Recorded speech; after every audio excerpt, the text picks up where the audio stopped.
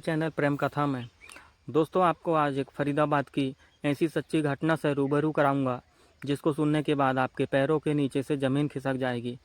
दोस्तों एक परिवार की घटना है जहां मुकेश और सुरेश नाम के दो भाई रहते थे और इनकी माताजी रहती थी।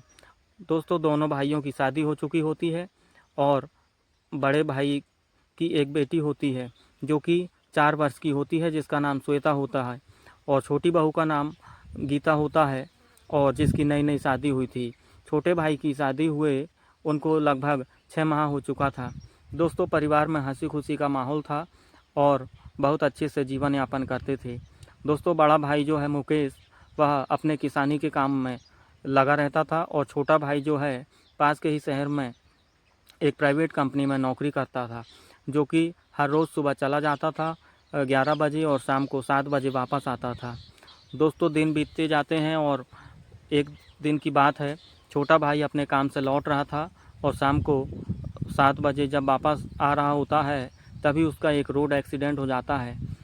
इसके तब दोस्तों घर में जैसे ही मुकेश को पता लगता है तो तुरंत ही अपने भाई का एक्सीडेंट हो जाने के कारण तुरंत ही अपने जाता है और अपने भैया को उठा करके नज़दीक की हॉस्पिटल में भर्ती करा देता है।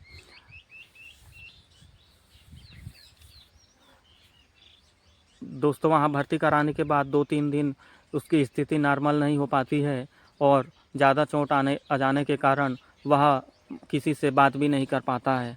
दोस्तों समय रहते हुए वहाँ 6 दिन हो जाता है हॉस्पिटल में और वह बच नहीं पाता। एक दिन डॉक्टर कहता है कि सॉरी हम आपके भाई को नहीं बचा सके और छोटे भाई सुरेश की मौत हो जाती है। बड़ा भाई उसकी बॉडी को लेकर अपने घर आ जाता है और उसका क्रियाकर्म कर देता है। दोस्तों इसके बाद जो है बहुत दुख का विषय हो जाता है, परिवार में दुख का माहौल हो जाता है। दोस्तों धीरे धीरे उसको दुख को भूलने लगते हैं और अपने अपने कामों में लग जाते हैं। छोटी बहू अभी भी इनके साथ में रहती है और अपने खेत में काम करने लगती है। धीरे धीरे समय के बदलने के बाद छोटी बहू भी अपने खेत जाने लगती है और जेठ जी के साथ काम में हाथ बटाने लगती है। दोस्तों एक दिन की बात है, बड़ी बहू और उनकी बेटी श्वेता उनके मामा के यहाँ चली जाती है किसी काम के कारण और घर में छोटी बहू, जेठ जी और उनकी बुजुर्ग माताजी रहते हैं।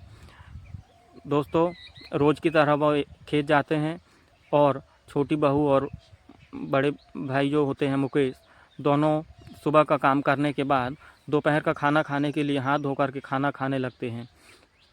एक पेड़ के नीचे बैठकर खाना खाते हैं और खाना खाने के बाद मुकेश जो है आराम करने लगता है और पास में ही उनकी बहू छोटी बैठी रहती है, जो कि आपस में बातें करते हैं कि बहू आपके साथ जो है बहुत बुरी घटना घटी है जिसको भुलाया नहीं जा सकता और मैं तुम्हारे दुख को समझता हूँ।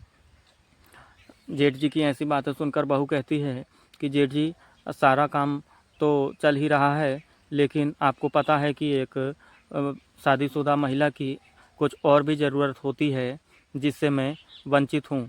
अगर आप चाहो तो हम दोनों भी संबंध बना सकते हैं। तभी दोस्तों यह बात सुनकर हैरान रह जाता है उनका जेठ जो है, और लेकिन छोटी बहू के बार बार आग्रह करने पर वह तैयार हो जाता है और वहाँ जो है धीरे धीरे पास आकर बैठ जाती है छोटी बहू और वह बातें करते करते दोनों एक दूसरे के हाथ पकड़ लेते हैं और छोटी बहू जो है उनको प्रेम करने लगती है। दोस्तों बातें इतनी बढ़ जाती है कि छोटी बहू जो है उत्तेजना में आ जाती है और उनके जेठ को भी उत्तेजना में ले आती है। दोस्तों वहीं पर जो है धान लगी होती है, धान के खेत में ये दोनों संबंध बनाने लगते हैं। संबंध बनाने के बाद दोस्तों शाम का वक्त था, जैसे ही शाम होती है तो अपने अपने घर को आ जाते हैं और छोटी बहू किचन में चली जाती है जो कि खाना बनाने लगती है। खाना बनाने के बाद जो है अपनी बुजुर्ग महिला को खाना खिलाती है और जेठ जी और बहू दोनों खाना खाते हैं और खाना खाते खाते इन्होंने पहली बार जो है रोमांटिक बातें की थी। इसके बाद दोस्तों समय बीतता गया, ऐसे ही काम इनका चलता रहा। कम से कम इन्होंने हफ्ते 15 दिन में संबंध बनाने का तय कर लिया और लगभग 1 साल तक ये घटना चलती रही। तभी इनकी बेटी जो है 10-12 साल की हो जाती है श्वेता। और एक दिन ऐसा आता है दोस्तों कि छोटी बहू और जेठ जी खेत जाते हैं और घर पर इनके जो है बड़ी बहू के पिताजी आए हुए होते हैं। तो बड़ी बहू उनको पानी पिला कर के और चाय बनाकर लाती है। पिताजी को चाय पिलाने के बाद वह कहती है कि पिताजी, आज अचानक बिना किसी खबर के आप कैसे आए हुए हैं। तभी उनके पिताजी कहते हैं कि बेटा, मैं अचानक किसी काम से आया हुआ हूँ, दामाद जी कहाँ है, वो दिखाई नहीं दे रहे हैं। तभी बहू कहती है कि पिताजी वह खेत के काम से खेत गए हुए हैं, छोटी बहू और वह खेत गए हुए हैं, अगर कोई काम हो तो मैं बुलाकर लाती हूँ। तभी पिताजी कहते कि हाँ बहू, उनसे थोड़ा काम है, उनको बुलाकर लाओ, फिर इसके बाद मुझे जाना है। तभी बड़ी बहू जो है अपने खेत जाती है अपने पति को बुलाने के लिए। दोस्तों बड़ी बहू जो है पढ़ी लिखी होती है, इसलिए वह खेत पहुंचने के बाद उन्हें चिल्लाना उचित नहीं समझती और सोचती है कि यह काम में लगे होंगे। तभी वह पास जाकर देखती है कि यह फिर से अपने धान के खेत में रंग रलिया मना रहे थे। तभी दोस्तों वह बड़ी बहू ऐसा नज़ारा देख कर के घबरा जाती है और उन्हें तरह तरह की गालियां देने लगती है, जिसको सुनकर छोटी बहू भी कहने लगती है कि देखो दीदी, इसमें मेरी गलती है, आप भैया को कुछ मत बोलो। और बड़ा भाई मुकेश जो है अपनी पत्नी को समझाने को लग जाता है कि देखो, पहले बात सुनो, आप गलत मत समझो। इसके बाद वाद विवाद बहुत बढ़ जाता है और बड़ी बहू कहती है कि मेरे पिताजी घर पर आए हुए हैं, मैं जाकर के सारी बात बताऊंगी और अपने पिताजी के साथ मायके चली जाऊंगी, दोबारा यहाँ पर नहीं रहूंगी। ऐसा कहकर वह खेत से निकल जाती है और घर जाने के लिए चलने लगती है। तभी दोस्तों छोटी बहू और जेठ जी जो हैं विचार करते हैं कि अब कैसा किया जाए। बहू जाकर के अभी बताएगी इसके पिताजी घर पर आए हुए हैं और हमारी गांव में और पूरे समाज में बहुत बदनामी होगी। फिर दोस्तों मुकेश जाकर के अपनी बहू को फिर से रोकता है और फिर कहने लगता है कि बार बार उसको समझाने लगता है कि देखो, यह बात को भूल जाओ और हम फिर से नया जीवन शुरू करेंगे, मैं दोबारा ऐसा नहीं करूँगा। वह तो छोटी बहू की बार बार कहने पर मैंने ये गलत काम किया था।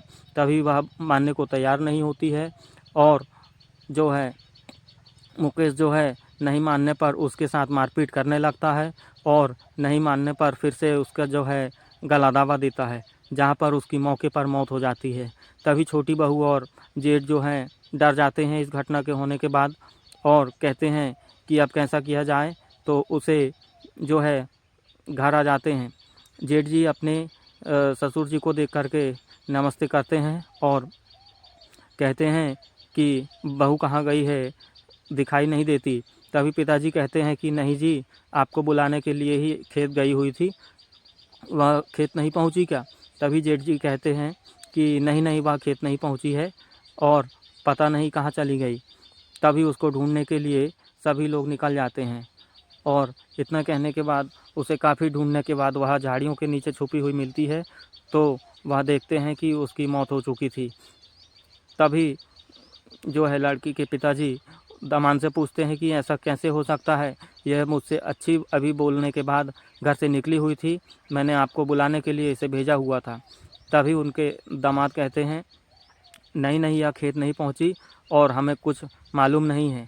और छोटी बहू भी इसमें हाँ में हाँ मिलाती है। तभी दोस्तों फिर से उसका पिताजी जो हैं सीधे साधे रहते हैं, उसको लाने के बाद उसका भी क्रियाक्रम कर देते हैं और श्वेता बेटी जो है वो अकेली हो जाती है। और 6 महीने के बाद जो है बार बार इनके जो संबंध बनाने की प्रक्रिया है वो चालू रहती है। दोस्तों बच्ची जो है श्वेता इनकी बड़ी हो जाती है और एक दिन की बात है, वह कॉलेज गई हुई थी और छोटी बहू और उनके पिताजी श्वेता के घर पर अकेले थे। तभी दोस्तों वह कॉलेज से उस दिन जल्दी आ जाती है और देखती है कि उसके पिताजी और छोटी बहू अंदर कमरे में अकेले हैं और श्वेता अपने कपड़े चेंज करने के बाद जो है पानी पीने के लिए किचन की तरफ जाती है। तो वह अपने चाची के कमरे से अजीब सी आवाज़ आती सुन लेती है। तो वह सोचती है कि पास में जा कर के देखती हूँ। जब वह खिड़की से देखती है तो दोनों एक दूसरे से संबंध बनाने में लगे हुए होते हैं। तभी दोस्तों श्वेता समझ जाती है कि पूरी कहानी क्या है। तभी दोस्तों वह किसी से नहीं कहती है और अपने काम में लग जाती है। और जब वह अपने पिताजी से शाम को खाना के बाद सोते समय अपने पिताजी से श्वेता पूछती है कि पिताजी दोपहर में आप चाची के कमरे में क्या कर रहे थे, तभी वह पूरी बात समझ जाता है और कहता है कि नहीं बेटी, ऐसा कुछ नहीं है जैसा तुम सोच रही हो और समझ रही हो। तभी श्वेता कहती है कि नहीं पिताजी, मैंने अपनी आँखों से देखा है, आप जो भी है मुझे सही बात बताइए और नहीं तो मैं अपने नाना जी से बताऊंगी। तभी दोस्तों मुकेश जो है उसे कहता है कि देखो श्वेता, मैं आखिरी बार आप तुमसे समझा रहा हूँ कि तुमने जो कुछ देखा है उसे भूल जाओ और किसी से कुछ बताने की ज़रूरत नहीं है, नहीं तो जैसा मैंने तुम्हारी माँ के साथ किया था वैसे ही मैं तुम्हारे साथ करूँगा। और ये बात सुन कर के श्वेता डर जाती है और उसे पूरा यकीन हो जाता है कि मेरी मम्मी को भी इन्होंने मारा हुआ है, जो कि आज तक किसी को मालूम नहीं था। दोस्तों ऐसे सोचते सोचते श्वेता जो है 4 दिन बिता देती है और एक दिन अपने नाना जी के यहाँ चुपचाप से चली जाती है और जो अ, सारी बातें जो है वो अपने नाना जी को बताती है। और उसके नाना जी और श्वेता जाकर के पुलिस थाने में कंप्लेंट करते हैं, जो कि मुकेश के नाम से करते हैं और उसकी छोटी बहू जो है उनके नाम से करते हैं। और तभी तुरंत पुलिस जो है मुकेश को पकड़कर अंदर कर देती है और इसकी सारी गवाही श्वेता देती है और सारा जुर्म जो है मुकेश कबूल कर लेता है और मुकेश को इसकी कड़ी से कड़ी सज़ा हो जाती है। दोस्तों इस कहानी को बताने का मकसद ये नहीं था कि आपको गुमराह करना या आपके समाज में जो है बुरा व्यवहार फैलाना। दोस्तों ये कहानी बताने का मतलब हमारा ये है कि किसी के साथ ऐसी घटना ना हो और अगर हो तो तुरंत जो है इसकी सूचना पुलिस को दें और अपने परिवार को सुकून में रखें। दोस्तों कहानी कैसी लगी, इससे आपको क्या सीखने को मिला, हमें कमेंट में ज़रूर बताएं और ऐसी कहानी देखने के लिए हमारे वीडियो को लाइक करें, सब्सक्राइब करें। धन्यवाद।